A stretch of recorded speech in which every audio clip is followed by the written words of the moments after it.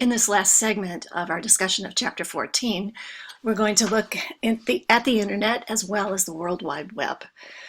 You know, we use the internet so frequently now that we don't even really think about how the technology works. And in fact, most of us don't really need to know.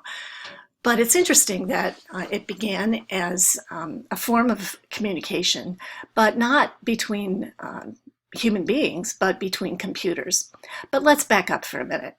It is, in fact, the information superhighway. More information can move faster on the internet than has ever been known in the history of humankind. Before this time, before the internet, the only way for us to communicate electronically was by telephone.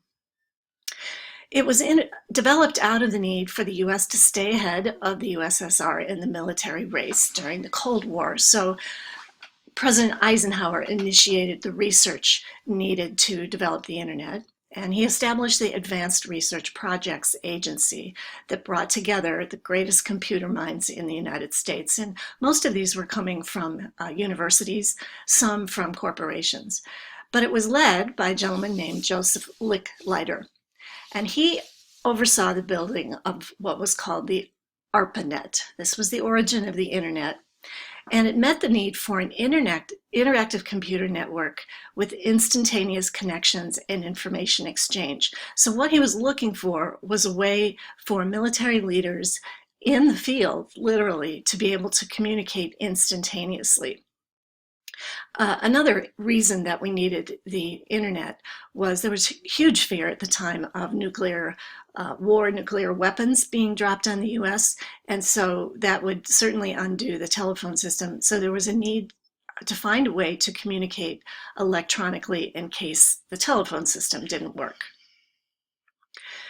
The internet used what's called a packet system developed by Baran and Davies.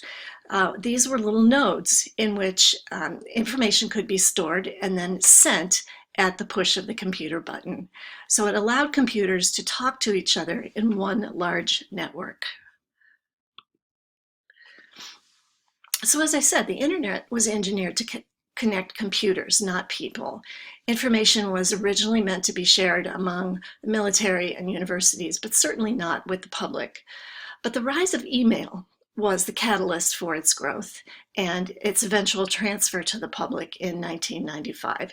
It became clear to the government that it was too insecure for military or security purposes. But the thing that really made the internet take off was the World Wide Web. It was developed in 1989 by a Swiss man named Tim Berners-Lee. He envisioned what he called a Creative Commons, where all information everywhere could be accessible by everyone. He never intended it to be commercial. In fact, the exact opposite. He meant it to be a place where, regardless of wealth, regardless of status, anybody could place and share the things that they created. He used a series of hyperlinks, so that's the HTTP addresses for information that we're so familiar with. So it's easy now to move, for users to move from one site to another. It's not just easy for information, but it's easy for us to at least seem like we're moving. Tim Berners-Lee gave the World Wide Web to the world in 1993 for free. Can you imagine if he had actually charged for it or copyrighted it? It made the internet personal, accessible, and usable by everyone who had computer access. Shortly after that, a program called Mosaic was developed at my alma mater, the University of Illinois at Urbana-Champaign, by a student named Mark Andreessen. It was the first web browser. He sold it, I'm sure for millions, to Netscape, which became the first commercial web browser. Microsoft was never to be outdone, and so they started Explorer and insisted that Explorer be included on all of the Intel-based machines that Microsoft software was included on. This led to a number of lawsuits about monopolies and so forth, but truly the Explorer for the longest time was the default web browser. The World Wide Web now is controlled by the WWW Consortium. It's led by Tim Berners-Lee, And its goal is to find the full potential for the web and guide its long-term growth. So we have only begun to see the beginning of what this internet technology is.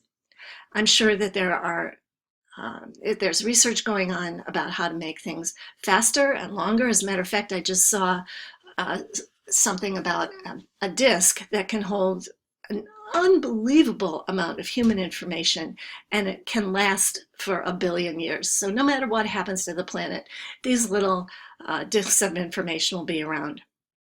I don't know what anybody would do with it, but there you go. Well, so that brings us to the end of chapter 14, and in fact, the end of our discussion of American media history. It's been a long road. I'm going to ask you, though, to take some time and think about all that you've learned over the past number of weeks and number of chapters.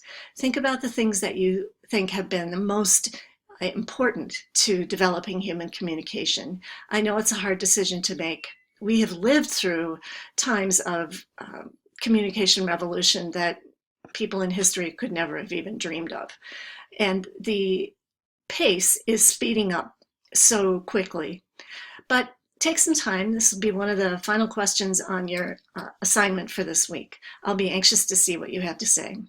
Thank you for your attention all these weeks. Good luck.